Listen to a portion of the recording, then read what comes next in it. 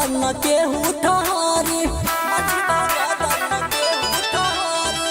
कहत फायरिंग करी यही घरी, मछली भागा गदन न केहू ठहरी।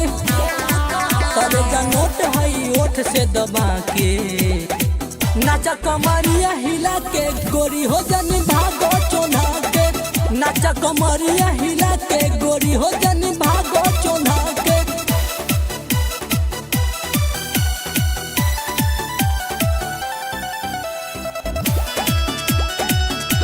गोरी हो जनी भागो चोन्हा के।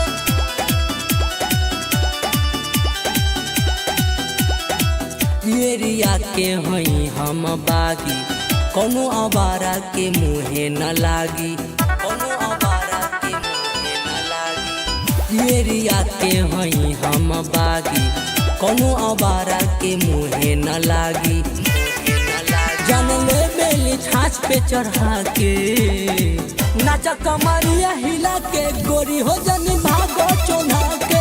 नाचा कमरिया हिला के गोरी हो जनी भागो चोन्हा के।